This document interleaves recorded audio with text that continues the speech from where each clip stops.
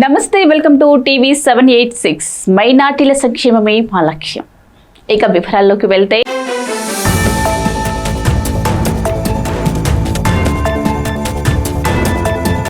ఆర్యవైశ్య మహాసభ ఆధ్వర్యంలో ఆర్యవైశ్య కుటుంబ సమగ్ర సర్వే 20 రోజుల పాటు జరుగుతుందని, సర్వేకు అందరూ సహకరించాలని వరంగల్ జిల్లా అధ్యక్షుడు దుబ్బ శ్రీనివాస్ పేర్కొన్నారు. వరంగల్ నగరంలోని కార్యాలయంలో ఏర్పాటు చేసిన విలేకరుల సమావేశంలో వరంగల్ ఆర్యవైశ్య అధ్యక్షులు దుబ్బ శ్రీనివాస్, దాచేపల్లి సీతారాం, ఓలం సదాశివుడు, కృష్ణమూర్తి, వీరేందర్, చిన్నల సురేష్, మురళీ నిరంజన్ తదితరులు పాల్గొన్నారు.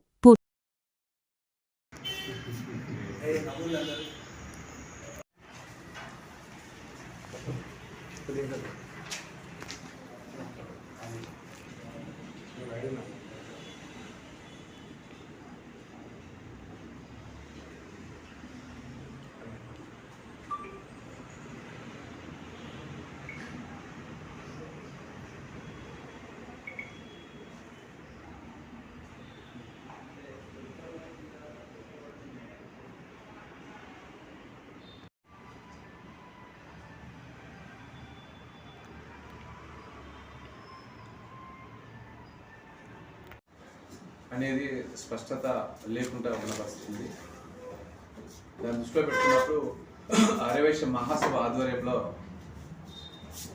14 మండలాలు జిల్లాలో ఉంటాయి. ఈ 14 మండలాలలో ఇప్పటికీ 8 మండలాలు నర్సంపేట, నెక్కొండ, గీసుకొండ, తుగ్గొండి, చంద్రావుపేట, ఖానాపురం, నల్లబెల్లి ఈ మండలాలు మొత్తం కూడా సమగ్ర సర్వే వైశ్య కుటుంబాలకు సంబంధించిన సర్వే పూర్తి చేసుకోవడం అనేది జరిగింది.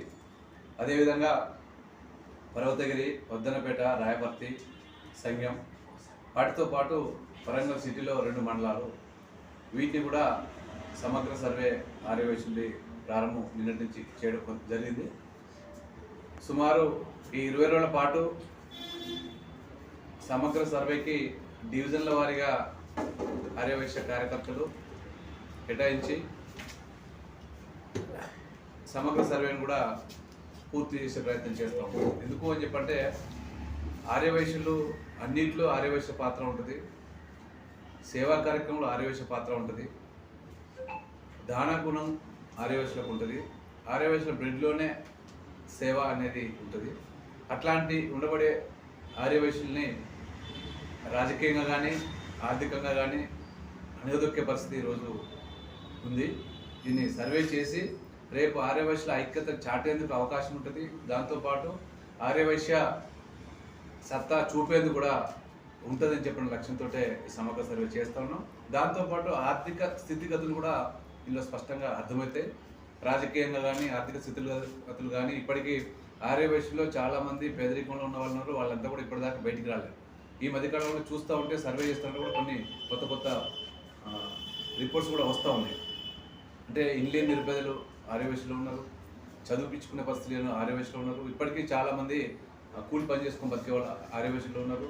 అట్లాంటి స్థితిగతులు ఉన్న వాళ్ళందరూ కూడా రేపు రాబో కాలంలో వాళ్ళందరినీ ఐడెంటిఫై చేసి వాళ్ళ కోసం ప్రభుత్వం చూసే సంక్షేమ ఫలాలు కానీ ఏమైనా కూడా వాళ్ళందరికీ ఇప్పించే విధంగా ఆర్యవైశ్య సంఘం మహాసభ ఏర్పాటు చేయాలని చెప్పిన లక్ష్యంతో ఈ సమగ్ర సర్వే ఏర్పాటు చేయడం అనేది జరుగుతుంది.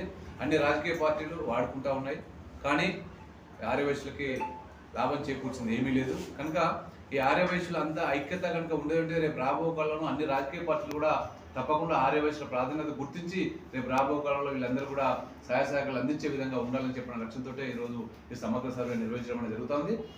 ఈ సమగ్ర సర్వేలో మన టీమ్స్ వచ్చినప్పుడు తప్పకుండా ఈ సిటీలో ఉండబడే అందరూ కూడా సహకారం చేసి ఈ సమగ్ర సర్వేలో భాగస్వాములు కావాలని చెప్పని కోరుతాం. సో ఇవ్వండి ఇవాల్టి బులెటిన్ అప్డేట్స్. మరో బులెటిన్ అప్డేట్లో మళ్ళీ కలుసుకుందాం. అంతవరకు చూస్తూనే ఉండండి టీవీ 786.